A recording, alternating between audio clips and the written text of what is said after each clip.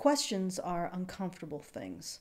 They're sort of like sand. They work their way into every flaw, every crack and crevice. They aggravate your mucous membranes and make you want to puke or sneeze or both at the same time.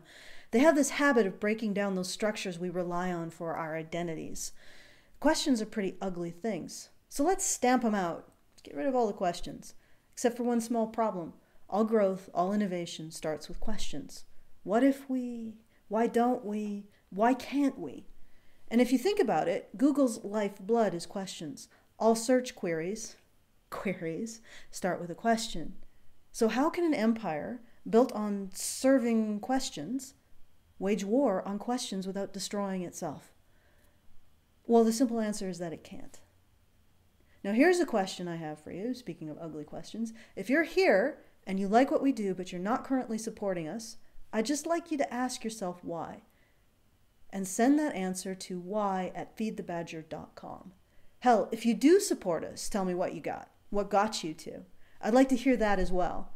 And if you take a moment to give a good long think about it, why you're not currently supporting us if you can, and you decide that you'd rather tell me why you started supporting than why you're not supporting, then go to www.feedthebadger.com and put a few bits of badger pellet feed in the hat. Now, Google will kill itself because it's now waging war on the very thing it stands for, innovation. That's the simple answer. The more complex answer is that there are basically two types of people in the world. And these two types of people can be divided based on their response to uncertainty. And by the way, you can't question what I'm about to say.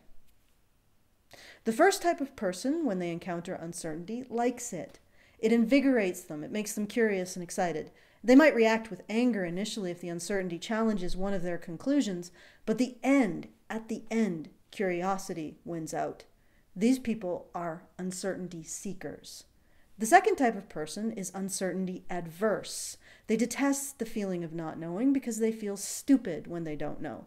For whatever reason, they haven't learned the mental processes that navigate uncertainty. For them, uncertainty is like falling into a fast river and not knowing how to swim. This group seeks the quickest path to removing uncertainty, which is inevitably moral authority. A religious hierarchy does the trick. All of our religious hierarchies might simply be built by people who just can't bear to be uncertain because it makes them feel stupid. And the collective desire of all these people build higher and higher pedestals to God or whatever ism you consider God. Google is turtling. Without even being aware, Google is turning not just conservative, but stagnant. They're building a bureaucracy and a religious hierarchy to protect their power and control. They've replaced innovation for palette swaps because they're afraid. Google, that built its entire empire on satisfying people's need for answers to questions, is now shutting down questioning because they're afraid. They're selecting for people who need certainty more than they need innovation or curiosity in a company that is founded on innovation because they're afraid. What is Google afraid of? If I had to guess, change? Maybe it's afraid of, I don't know. I mean, the words, I don't know. And ironically, it's those words that made Google a corporate empire. Now, sometimes I look at these big companies like Google, and I think about the little company that I've built, Honey Badger Radio, and I feel like a failure. I know it's irrational, different purpose and all, but it's hard not to see these big tech and media giants, even ones that started about the same time we did, as having won the race, because they're so big.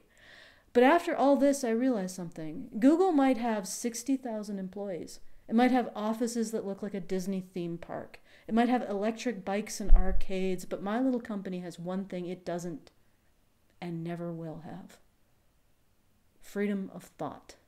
The people that I pay wages to, which I will not refer to as employees, not for hippie reasons, but tax ones, the people that I pay wages to are free to entertain whatever thoughts they wish.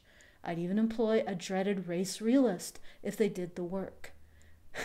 I can just hear the collective intake and horrified breath. Allison's a Nazi sympathizer. No, actually, I'm not.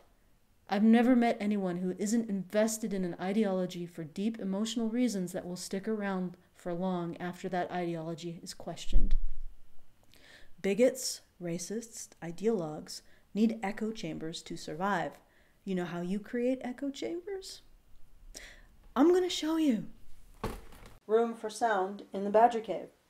It's because it's a very small room with a lot of hard surfaces to bounce sound back. So it creates a lot of echoes, a lot of interference. It's a really harsh, metallic sound.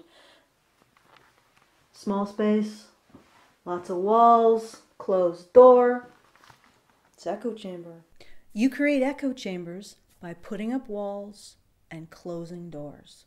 So if you don't want to deal with authoritarian fascists of all stripes, don't create the environment they thrive in. Turn the world into an open desert for them. Blow coarse, biting questions into all of their crevices until they run away screaming. What can I say? Authoritarian right or authoritarian left? I like making you do the itchy pants dance. And if you're listening to me now and you want to support a workplace that actually values true freedom of thought and making people do the itchy pants dance, then go to www.feedthebadger.com. There's plenty more sand where this came from. Always be closing.